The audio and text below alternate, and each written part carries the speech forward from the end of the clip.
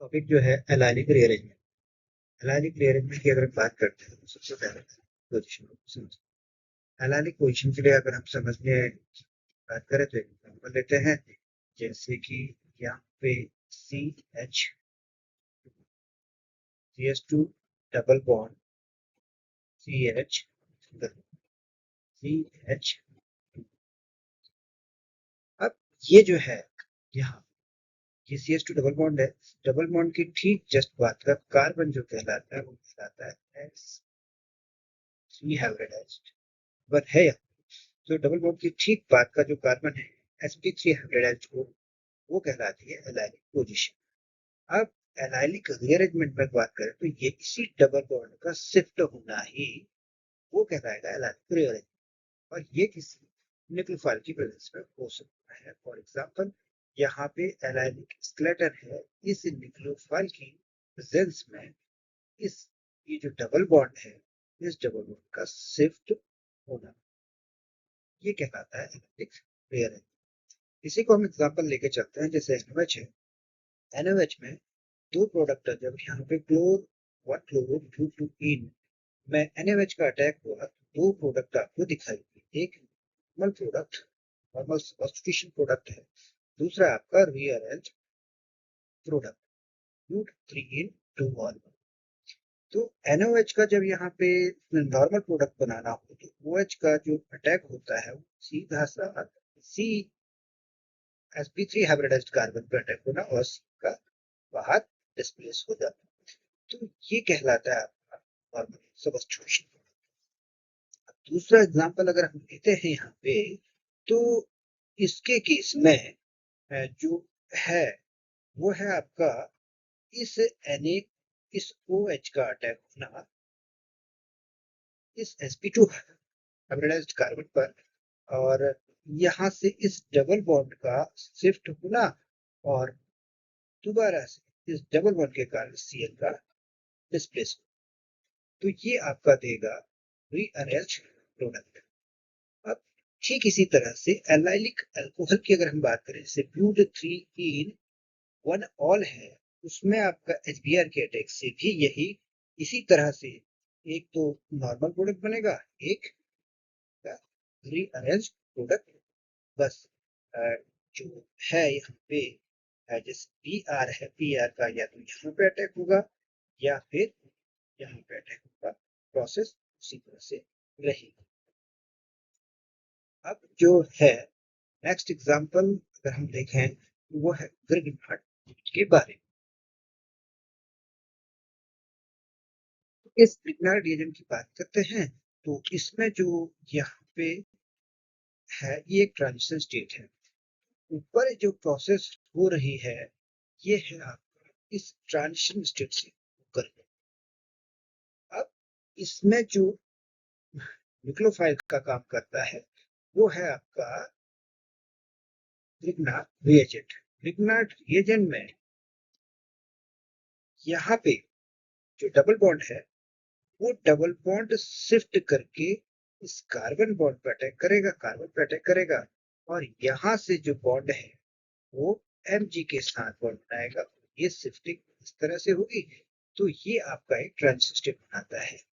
इसके बाद हाइड्रोलिसिस होगा और हाइड्रोलिसिस के बाद OMGBr है, OMGBr में हाइड्रोलिसिस के बाद OH बनेगा जो एट लास्ट रीअरेंज प्रोडक्ट देगा।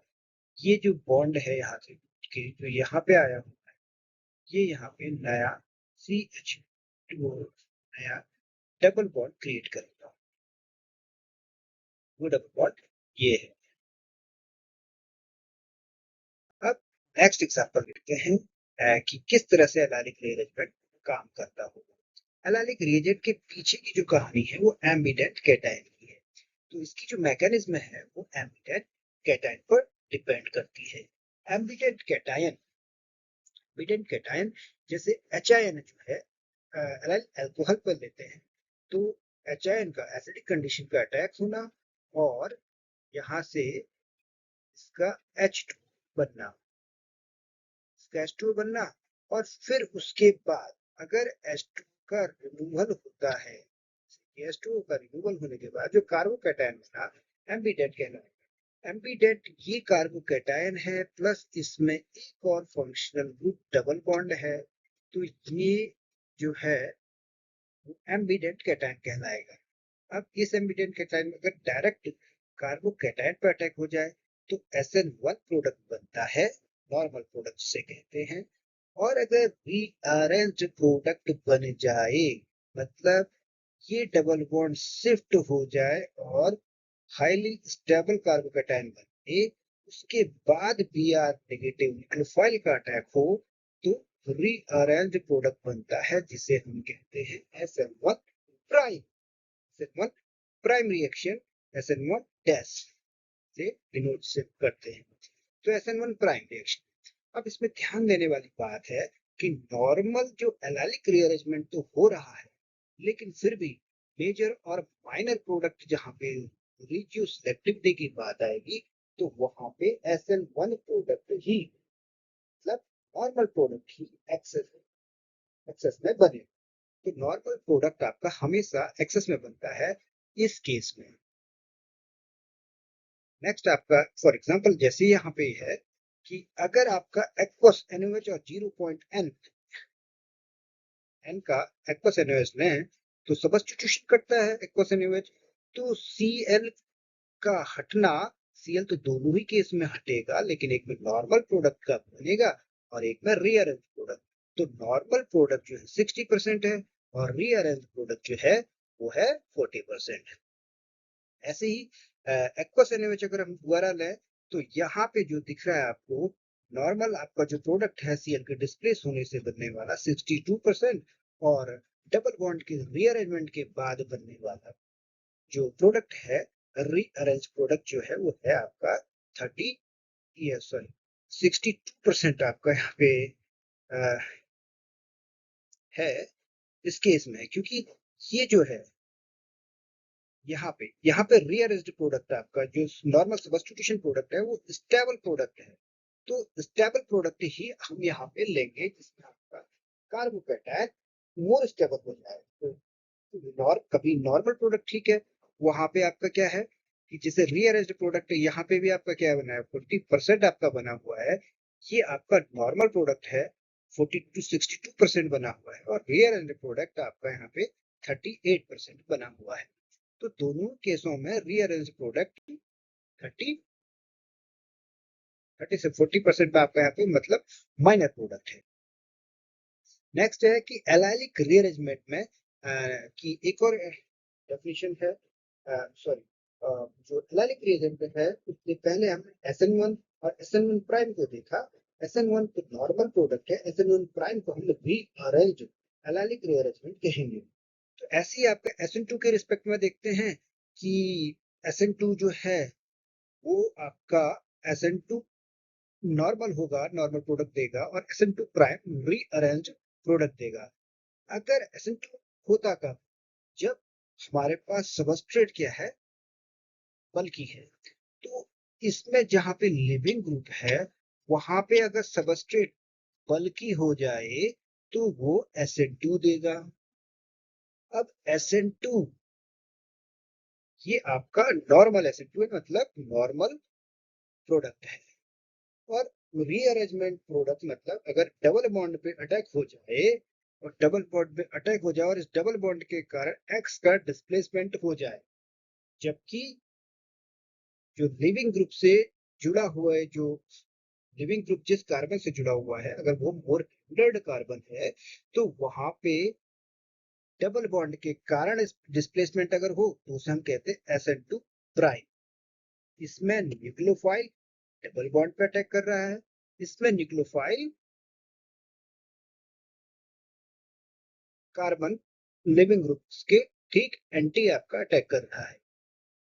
नेक्स्ट अगर हम देखते हैं जैसे कि एग्जांपल है, अगर यहाँ पे एक और चीज एग्जांपल कि यही बात आपका मोर हिंडर्ड रिएजेंट के लिए भी होती है, जैसे सल्फाइड है, ये तो हिंडर्ड है ही है, अगर सल्फाइड है तो सल्फाइड यहाँ पे प्रीडोमिनेटली डबल बॉन्ड पे अटैक करेगा ही करेगा, SN2 प्राइम देगा ही देगा, SN2 प्राइम देगा ही देगा। अब ठीक इसी तरह से जैसे अटैक किया, रीअरेंज हुआ, Cl का डिस्प्लेसमेंट हुआ, कंसर्टेड रिएक्शन है, स्टीरियो स्पेसिफिक रिएक्शन होती है, ये भी हमने ध्यान रखना है SN2 प्राइम के केस में भी। नेक्स्ट है कि अगर स्टोइकोकेमिस्ट्री को समझें तो नॉर्मल SN2 प्रोडक्ट में हमें ट्रांस अगर है तो ऑप्टेंड जो प्रोडक्ट बनेगा वो आपका सिस बनेगा, और सिस है तो ट्रांस बनेगा, क्योंकि इसमें एंटी सब्स्टिट्यूशन का प्रोसेस होता है। तो एंटी सब्स्टिट्यूशन होता है इसके केस में, SN2 के केस में। लेकिन अगर यहाँ पे SN2 प्राइम की हम बात करते हैं, तो SN2 प्राइम की अगर हम बात करते हैं तो वो आपका उसके केस में अगर ट्रांस है तो ट्रांस ही प्रोडक्ट बनता है।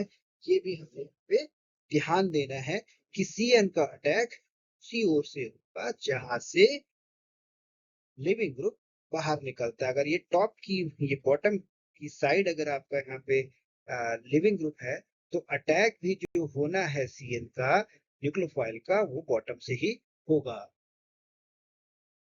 नेक्स्ट आपका एलाइलिक रीअरेंजमेंट को समझते हैं। अगर यहाँ पे आपका एलाइलिक रीजन की जो तीसरी टाइप है वो है आपका SNI प्राइम।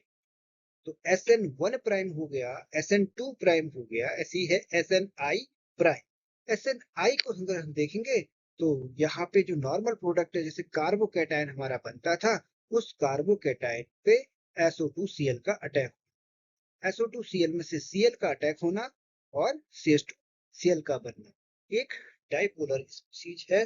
तो यहाँ पे आयन पेयर से होकर ये मैकेनिज्म में जाती थी। अब ऐसे ही यहाँ पे SNI की अगर हम बात करते हैं तो इसमें जो Cl का अटैक होता है वो अल्फा बीटा गामा पोजीशन पे अगर हो जाए, डबल बॉन्ड होने से अगर गामा पोजीशन पे हो जाए तो यहाँ पे आपका SNI प्राइम होगा। मतलब कि डबल बॉन्ड पे अटैक होता है तो वहां पे प्राइम सब्स्टिट्यूशन होता है, एलाइलिक रीअरेंजमेंट जिसे हम कहते हैं।